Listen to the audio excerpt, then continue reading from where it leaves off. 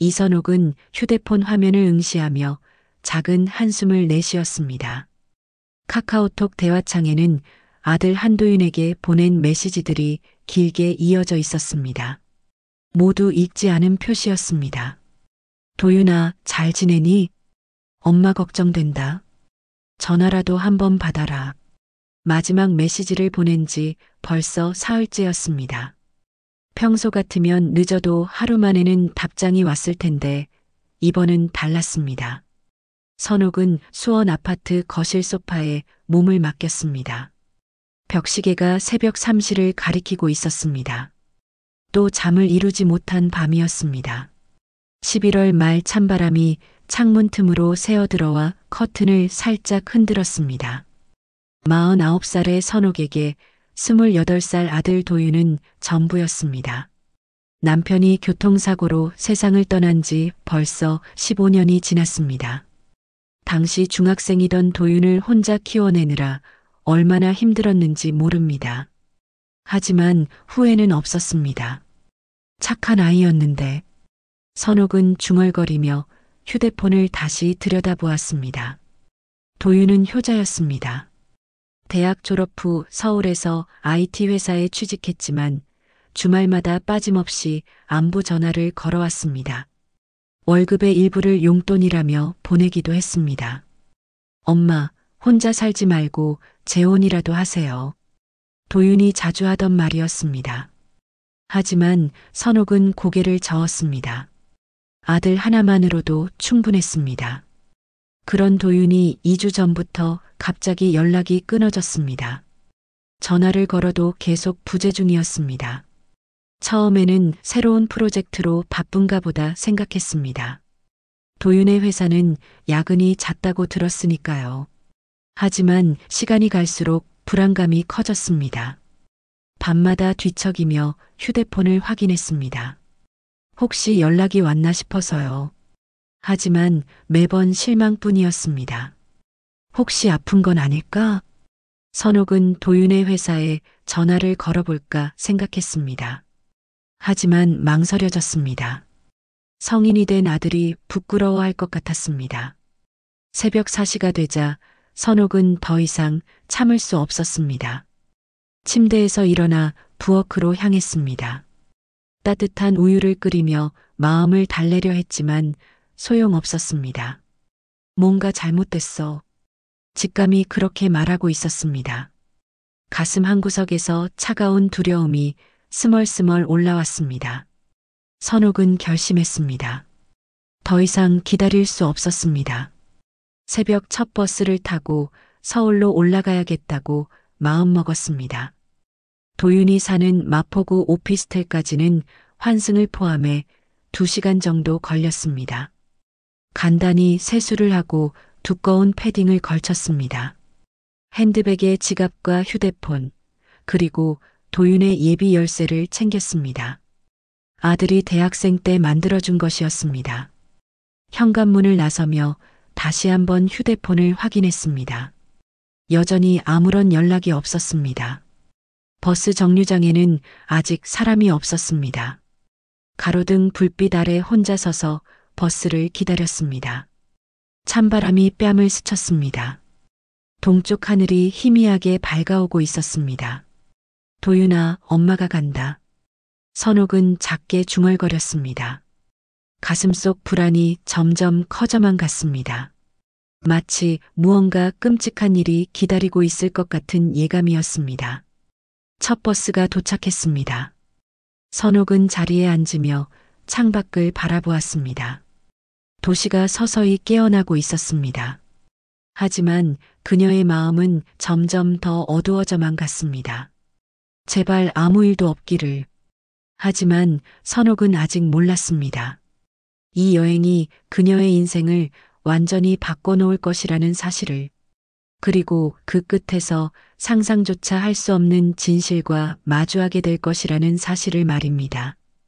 오피스텔 현관문이 열려 있었습니다. 이선예은 엘리베이터에서 내려 복도를 걸으며 이상함을 느꼈습니다. 도윤의 집 문이 반쯤 열린 채로 있었던 것입니다. 평소 조심스럽던 아들의 성격으로는 있을 수 없는 일이었습니다. 도윤아? 선옥은 조심스럽게 문을 밀며 안으로 들어갔습니다. 현관에서부터 심상치 않은 분위기가 느껴졌습니다. 도윤의 운동화가 아무렇게나 벗어져 있었고 신발장 위에 작은 화분이 바닥에 떨어져 흙이 흩어져 있었습니다. 거실로 들어선 선옥의 얼굴이 창백해졌습니다. 소파가 뒤집어져 있었고 TV 앞 테이블은 한쪽으로 밀려나 있었습니다. 깨진 머그컵 조각들이 바닥에 흩어져 있었고 정수기는 옆으로 쓰러진 채 물이 고여 있었습니다. 이게 뭐야? 선옥은 떨리는 목소리로 중얼거렸습니다. 휴대폰을 꺼내 도윤에게 전화를 걸었습니다. 거실 어딘가에서 벨소리가 들렸습니다. 소파 쿠션 사이에서 도윤의 휴대폰이 나왔습니다. 화면이 갈라져 있었습니다. 도윤아, 어디 있니? 선옥은 큰 소리로 불렀습니다. 대답이 없었습니다. 주방으로 가보니 찬장 문들이 열려 있었고 그릇들이 바닥에 떨어져 있었습니다. 냉장고 문도 열린 채였습니다. 선옥의 다리에 힘이 빠졌습니다. 벽에 기대어 서서 깊게 숨을 들이마셨습니다. 진정해. 진정하자. 그녀는 스스로를 달래며 안쪽 방으로 향했습니다. 도윤의 침실 문이 닫혀 있었습니다. 문 손잡이를 돌려보니 잠겨 있지 않았습니다. 방 안도 엉망진창이었습니다. 옷장이 열려 있고 옷들이 바닥에 흩어져 있었습니다. 침대 매트리스가 반쯤 들려 있었습니다. 그때였습니다. 톡! 작은 소리가 들렸습니다. 선옥은 숨을 죽이고 귀를 기울였습니다. 톡! 톡! 침대 밑에서 들리는 소리였습니다. 혹시 누구 있니? 선옥은 떨리는 목소리로 물었습니다. 소리가 멈췄습니다. 몇 초 후 다시 들렸습니다. 톡톡톡. 선옥은 조심스럽게 침대에 다가갔습니다. 무릎을 꿇고 침대 밑을 들여다보려는 순간 경비실에서 전화가 걸려왔습니다. 여보세요? 죄송합니다. 혹시 1205호에 계신 분이신가요? 아래층에서 물이 새고 있다고 신고가 들어와서요. 아, 네. 지금 정수기가 넘어져서. 잠깐만요. 선옥은 전화를 끊고 다시 침대 밑을 보려 했습니다. 하지만 용기가 나지 않았습니다. 만약 도윤이 그 안에 있다면, 그것도 움직이지 않는 상태라면, 그녀는 119에 전화를 걸었습니다. 여보세요, 응급상황 신고입니다. 아들이 실종됐는데 집이 엉망진창이에요. 혹시 침대 밑에? 20분 후 소방관들이 도착했습니다. 경찰도 함께 왔습니다. 부인, 뒤로 물러서 계세요. 소방관이 조심스럽게 침대를 들어 올렸습니다. 그 순간 선옥은 작은 비명을 질렀습니다. 침대 밑에 작은 아이가 웅크리고 있었던 것입니다. 민준이? 선옥은 눈을 의심했습니다. 5살 손자 민준이었습니다. 도윤의 아들이자 그녀의 손자였습니다. 하지만 모습이 말이 아니었습니다. 깡마른 얼굴에 눈만 크게 떠 있었고 입술은 바싹 말라 있었습니다. 작은 손에는 빈 생수병을 꼭 쥐고 있었습니다. 민준아. 선옥이 다가가려 하자 소방관이 막았습니다. 119로 이송해야 합니다. 탈수 증상이 심해 보여요. 민준은 눈만 깜빡일 뿐 말을 하지 못했습니다. 선옥을 보는 눈빛이 무서움과 안도감이 뒤섞여 있었습니다. 민준아, 할머니야. 괜찮아. 이제 괜찮아. 선옥은 눈물을 훔치며 말했습니다. 손자가 살아있다는 안도감과 동시에 더 큰 두려움이 밀려왔습니다. 그런데 도윤이는 어디 있는 거지? 경찰관이 선옥에게 다가왔습니다. 부인, 혹시 최근에 아드님과 갈등이 있으셨나요? 아니면 주변에 위험한 인물이? 아니요. 도윤이는 착한 아이예요. 그리고 민준이가 여기 있다는 건 뭔가 큰일이 일어난 거 아닌가요? 선옥의 목소리가 떨렸습니다. 구급차 사이렌 소리가 가까워지고 있었습니다. 민주는 응급처치를 받으며 들것에 실렸습니다. 할머니도 같이 가세요. 아이가 할머니를 찾고 있어요. 구급요원의 말에 선옥은 서둘러 구급차에 올랐습니다. 민준의 작은 손을 잡자 아이가 처음으로 작은 소리를 냈습니다. 할머니. 응, 민준아. 할머니가 여기 있어. 하지만 선옥의 머릿속은 온통 의문투성이었습니다. 도윤은 어디 있는 걸까? 왜 민준이 혼자 침대 밑에 숨어 있었을까? 그리고 집은 누가 저렇게 엉망으로 만든 걸까? 구급차가 병원으로 향하는 동안 선옥은 차갑게 식어가는 가슴을 느꼈습니다. 손자를 찾았다는 기쁨보다 아들을 잃었을지도 모른다는 공포가 더 컸습니다. 병원 응급실에서 하루가 지났습니다. 민준이 의식을 되찾은 것은 밤이 깊어서였습니다. 선옥은 손자의 침대 옆 의자에서 밤새 잠들지 못했습니다. 링거를 맡고 있는 민준의 작은 손을 꼭 잡고 있었습니다. 할머니. 민준이 작은 목소리로 불렀습니다. 선옥은 즉시 일어나 손자의 이마에 손을 댔습니다. 민준아, 괜찮니? 어디 아픈 데 없어? 민준은 고개를 저었습니다. 하지만 눈빛은 여전히 불안해 보였습니다. 할머니, 아빠는? 그 말에 선옥의 가슴이 내려앉았습니다. 어떻게 말해야 할지 몰랐습니다. 아빠는 지금 찾고 있어. 민준아, 혹시 무슨 일이 있었는지 기억나니? 민준은 잠시 망설이더니 작게 고개를 끄덕였습니다. 무서웠어. 큰 소리가 났어. 큰 소리? 응. 아빠가 나한테 침대 밑에 숨으라고 했어. 절대 나오면 안 된다고. 선옥은 민준의 손을 더 꽉 잡았습니다. 그리고 초인종 소리가 났어. 아빠가 문을 열어줬는데 엄마 목소리가 들렸어. 엄마. 선옥은 깜짝 놀랐습니다. 민준의 엄마는 정지연이었습니다. 도윤의 전처였죠. 1년 전에 이혼했고 그 후로는 연락이 끊어진 상태였습니다. 엄마랑 큰 아저씨가 왔어. 그런데 아빠랑 큰 소리로 싸웠어. 민준의 목소리가 점점 작아졌습니다. 무서운 소리가 많이 났어. 그래서 더 깊숙이 숨었어. 선옥은 등골이 서늘했습니다. 간호사가 들어와 민준의 상태를 확인했습니다. 많이 나아졌네요. 하지만 하루 이틀 더 입원해야 할 것 같아요. 간호사가 나간 후 선옥은 복도로 나와 경찰서에 전화를 걸었습니다. 여보세요. 어제 마포구 오피스텔 신고했던 이선옥입니다. 아이가 깨어나서 증언할 수 있을 것 같은데요. 30분 후 강민수 형사가 병원에 도착했습니다. 40대 중반의 차분한 인상이었습니다. 부인, 우선 따님께서 무사해서 다행입니다. 손자예요. 형사님, 제 아들은 찾으셨나요? 강 형사는 고개를 저었습니다. 아직입니다. 하지만 현장에서 중요한 단서들을 발견했습니다. 어떤 단서요? 일단 아이와 대화를 나눠볼 수 있을까요? 민주는 처음에는 낯선 어른을 경계했습니다. 하지만 강 형사가 부드럽게 접근하자 조금씩 마음을 열었습니다. 민준아, 그날 밤에 무슨 일이 있었는지 천천히 말해줄 수 있니? 민주는 선옥의 손을 꼭 잡고 대답했습니다.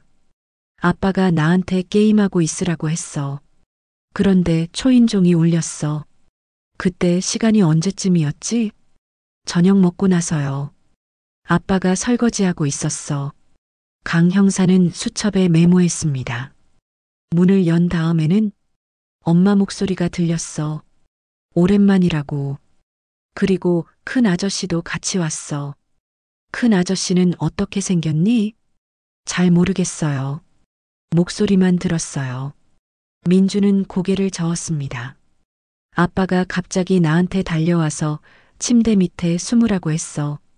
절대 나오면 안 된다고. 무서워서 그냥 숨어 있었어요. 그 다음에는 큰 소리가 많이 났어요. 뭔가 넘어지는 소리, 깨지는 소리. 그리고 아빠가 안 돼. 라고 소리쳤어요. 선옥은 손자의 증언을 들으며 온몸이 떨렸습니다. 그 후에는 조용해졌어요. 한참 있다가 발소리가 들렸는데 아빠 발소리가 아니었어요. 강 형사가 물었습니다. 얼마나 오래 숨어 있었니? 모르겠어요. 너무 무서웠어요. 배고프고 목말랐는데 아빠가 나오면 안 된다고 했으니까. 민준의 눈에 눈물이 맺혔습니다. 선옥이 손자를 꼭 안아주었습니다. 강 형사는 잠시 망설이더니 선옥에게 말했습니다. 부인, 잠깐 밖에서 이야기할 수 있을까요? 복도에서 강 형사가 입을 열었습니다. 현장에서 루미놀 반응이 나왔습니다. 루미놀이요? 혈흔을 찾는 시약입니다. 거실 바닥 여러 곳에서 반응이 나왔어요. 특히 테이블 모서리 부분에 방사형 혈흔이 발견됐습니다. 선옥은 다리에 힘이 빠졌습니다. 벽에 기대어 섰습니다. 그리고 아드님의 서류함에서 생명보험 증권을 발견했습니다. 수익자가 전처인 정지연 씨로 되어 있더군요. 그게 무슨 의미인가요? 이혼 후에도 수익자 변경을 하지 않으셨다는 뜻입니다. 보험금이 5억입니다. 강 형사의 말에 선옥은 충격을 받았습니다. 설마 지연이가 돈 때문에? 아직 추측일 뿐입니다. 하지만 민준이의 증언과 현장 상황을 봤을 때 계획적인 범행일 가능성이 높습니다. 선옥의 눈에서 눈물이 흘렀습니다. 처음에는 슬픔이었습니다. 하지만 점차 다른 감정이 올라왔습니다. 분노였습니다. 형사님, 제발 찾아주세요. 내 아들을. 그리고 그 여자를 반드시 잡아주세요. 강 형사는 고개를 끄덕였습니다. 최선을 다하겠습니다. 내일부터 본격적인 수사에 들어갈 예정입니다. 그날 밤 선옥은 민준 옆에서 하룻밤 더 지새웠습니다. 손자의 고른 숨소리를 들으며 마음을 다잡았습니다. 도윤이 어디에 있든 어떤 상태든 반드시 찾아야 했습니다. 그리고 진실을 밝혀내야 했습니다. 이제는 슬픔이 아닌 의지가 그녀를 지탱하고 있었습니다. 민준이 태어난 지 사흘째 되는 날이었습니다. 강민수 형사에게서 전화가 걸려왔습니다. 선옥은 수원집에서 민준과 함께 저녁을 먹고 있었습니다. 부인, 중요한 진전이 있었습니다. 지금 오실 수 있나요? 네, 바로 갈게요. 선옥은 민준을 이웃집 아주머니에게 맡기고 서울로 향했습니다. 마포경찰서에 도착하니 강 형사가 기다리고 있었습니다. CCTV를 확보했습니다. 수사실 모니터에는 오피스텔 지하주차장 영상이 재생되고 있었습니다. 사건 당일 밤 11시경 1톤 트럭 한 대가 주차장을 빠져나가는 모습이 보였습니다. 이 트럭을 추적한 결과 인천 남항 쪽으로 향한 것을 확인했습니다. 그러면 선옥의 목소리가 떨렸습니다. 아직 확실하지 않습니다. 하지만 중요한 단서가 하나 더 있어요.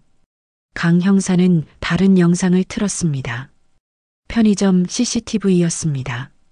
화면에는 정지연으로 보이는 여성이 나타났습니다.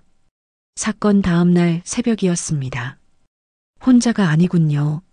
옆에는 덩치 큰 남성이 함께 있었습니다. 신원을 확인해 봤습니다. 박노상이라는 인물입니다.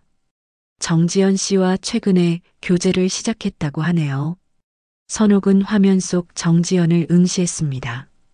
예전에는 도윤을 사랑한다며 결혼까지 한 여자였습니다. 지금은 완전히 다른 사람 같았습니다. 형사님, 제 아들은 최선을 다해 찾고 있습니다. 조금만 더 기다려주세요.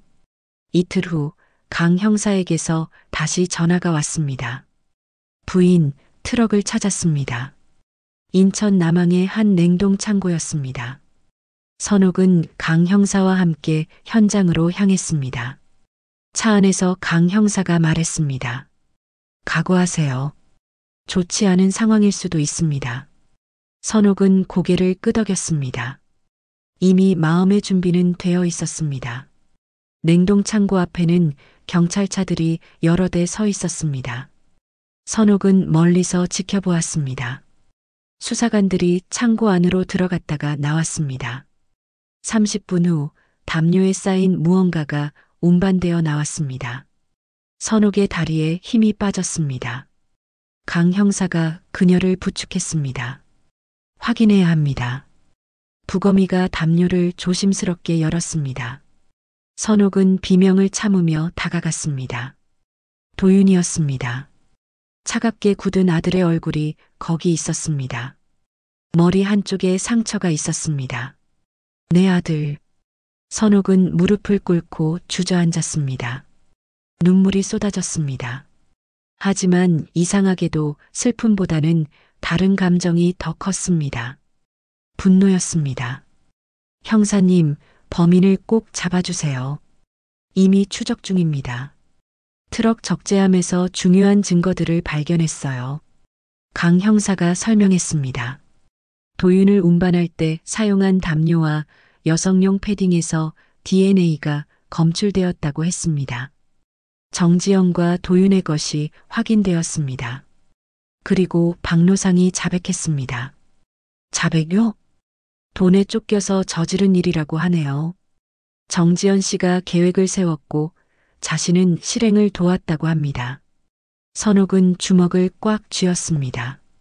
어디 있어요? 그 여자는? 위조 여권으로 출국하려다가 인천공항에서 체포했습니다. 다음 날 선옥은 도윤의 장례를 치렀습니다. 많은 사람들이 와서 조의를 표했습니다. 도윤의 회사 동료들, 대학 친구들, 그리고 아파트 이웃들까지. 좋은 사람이었는데 너무 일찍 갔네요. 어머님, 힘내세요. 사람들의 위로를 받으며 선옥은 생각했습니다. 도윤이 얼마나 많은 사람들에게 사랑받았는지 새삼 느꼈습니다. 장례식장에서 민준이 할아버지 사진 앞에 서서 말했습니다. 아빠, 나 잘 지낼게. 할머니랑 같이. 그 말에 선옥의 눈에서 다시 눈물이 흘렀습니다. 하지만 이번에는 슬픔만이 아니었습니다. 희망도 함께 있었습니다. 강 형사가 찾아와 말했습니다. 정지연 씨는 내일 구속영장이 청구됩니다. 살인죄와 보험사기 미수죄 적용될 예정입니다. 감사합니다, 형사님. 정의는 반드시 실현될 겁니다. 그날 밤 선옥은 민준과 함께 수원 집으로 돌아왔습니다. 민준이 물었습니다. 할머니, 이제 우리 둘이서 살아요? 응, 민준아. 할머니가 민준이 잘 키울게. 아빠처럼 착한 사람으로 자랄게요. 선옥은 손자를 꼭 안아주었습니다. 가슴 한편에는 여전히 슬픔이 있었습니다. 하지만 이제 새로운 희망도 있었습니다. 도윤은 떠났지만 민준이 있었습니다. 그리고 정의도 실현될 것이었습니다. 무엇보다 가족을 지키는 사랑이 가장 강하다는 것을 깨달았습니다. 도윤이 위험한 순간에도 아들을 먼저 생각했던 것처럼 이제 선옥도 민준을 위해 살아갈 것이었습니다. 새로운 시작이었습니다. 1년 후 법정에서 마지막 재판이 열렸습니다. 선옥은 방청석에 앉아 피고석의 정지연을 바라보았습니다. 한때 며느리라고 불렀던 그 여자는 이제 완전히 다른 사람이 되어 있었습니다.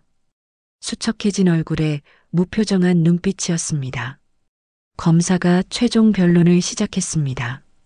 피고인 정지연은 금전적 이익을 위해 계획적으로 범행을 저질렀습니다. 현장에서 발견된 루미놀 혈흔, CCTV 영상, 그리고 피해자 아들의 증언이 이를 뒷받침합니다. 선옥은 검사의 말을 들으며 그날 밤을 떠올렸습니다. 침대 밑에 숨어있던 민준의 모습, 엉망진창이 된 거실, 그리고 차갑게 식어버린 도윤의 모습까지. 피고인은 5억 원의 보험금을 노리고 전 남편을 살해했습니다. 이는 명백한 계획살인입니다. 정지연의 변호사가 반박했습니다. 피고인은 죽일 의도가 없었습니다. 단순히 돈이 필요해서 협박하려던 것이 우발적으로. 변명입니다. 방청석에서 누군가 소리쳤습니다. 도윤의 회사 동료였습니다. 판사가 정숙을 요구했습니다. 정지연이 최후 진술을 위해 일어났습니다. 죄송합니다. 정말 죽일 생각은 없었어요. 그냥 돈이 너무 필요했고. 그녀의 목소리가 떨렸습니다. 도윤이도 민준이도 미안해요. 어머님도. 정지연이 선옥을 바라봤습니다. 하지만 선옥은 고개를 돌렸습니다. 더 이상 들을 말이 없었습니다. 판사가 판결을 선고했습니다. 피고인 정지연에게 살인죄와 보험사기 미수죄를 적용하여 무기징역을 선고합니다. 공범 박노상에게는 징역 20년을 선고합니다. 법정에서 박수가 터져나왔습니다.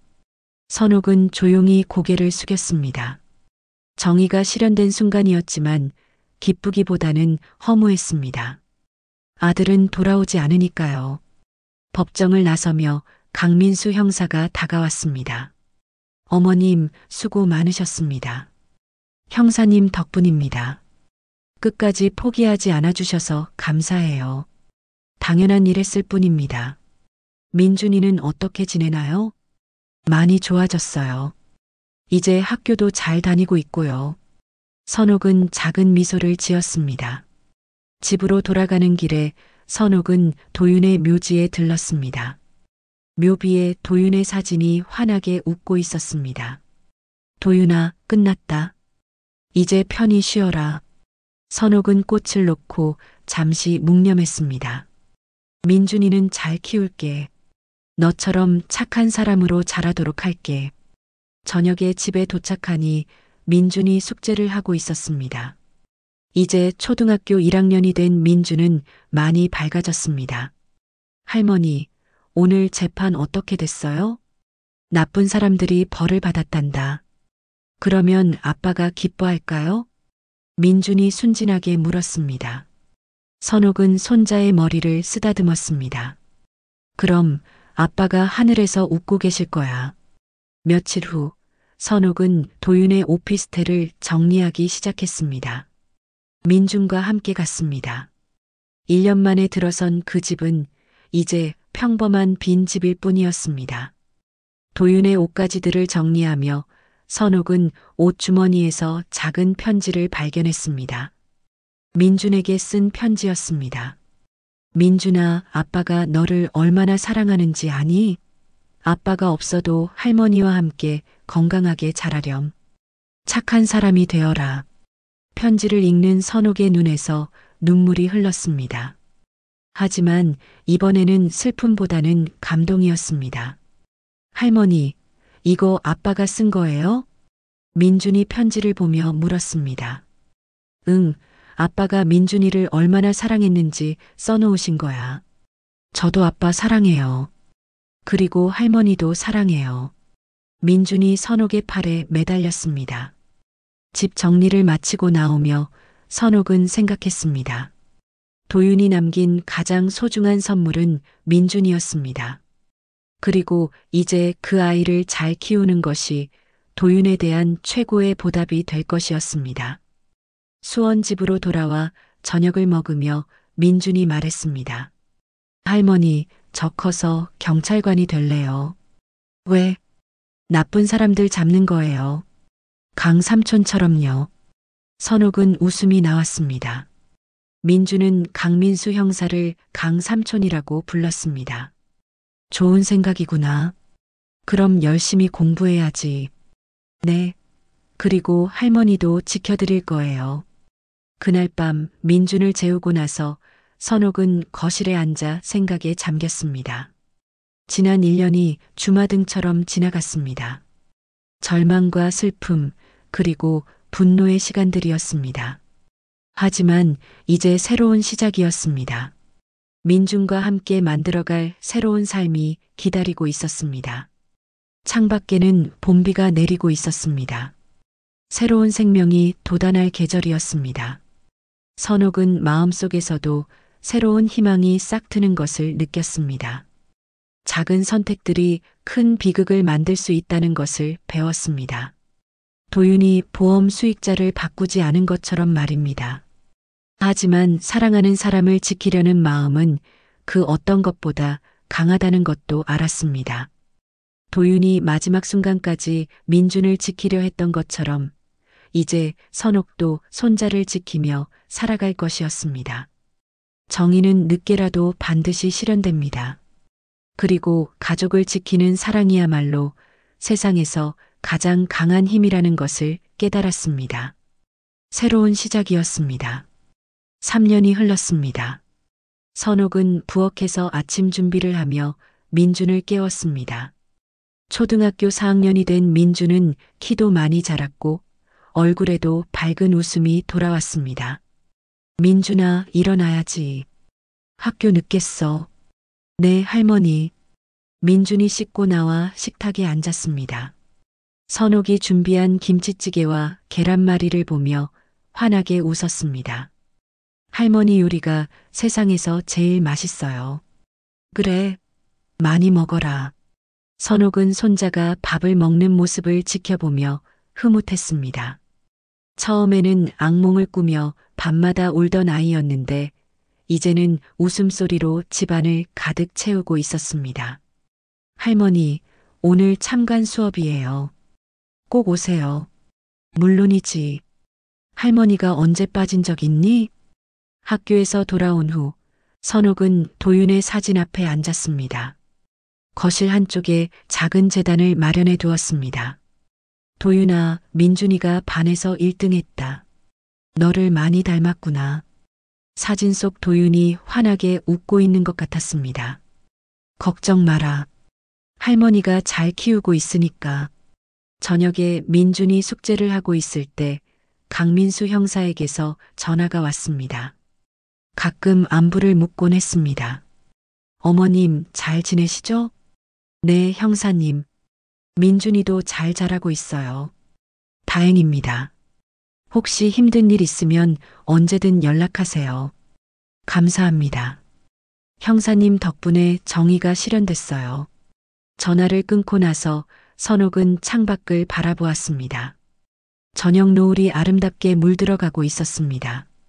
민준이 숙제를 마치고 다가와 말했습니다. 할머니, 제가 커서 경찰관이 되면 할머니 자랑스러우실까요? 물론이지. 나쁜 사람들을 잡아서 다른 가족들이 우리처럼 아프지 않게 해주는 거잖니. 네. 그리고 할머니한테도 효도할 거예요. 선행은 손자를 꼭 안아주었습니다. 민준아, 할머니는 지금도 충분히 행복해. 그날 밤 민준을 재우고 나서 선옥은 일기를 썼습니다. 도윤이 세상을 떠난 후부터 시작한 습관이었습니다. 오늘 민준이가 또 상을 받았다. 도윤이가 살아있다면 얼마나 기뻐했을까. 슬픔은 이제 많이 줄어들었다. 대신 감사함이 더 커졌다. 민준이라는 소중한 선물을 남겨준 도윤이에게, 그리고 우리를 지켜주는 모든 분들에게. 주말에는 민준과 함께 도윤의 묘지를 찾았습니다. 이제는 정기적인 나들이가 되었습니다. 아빠, 저 이번에 수학 시험에서 100점 받았어요. 민준이 묘비 앞에서 자랑했습니다.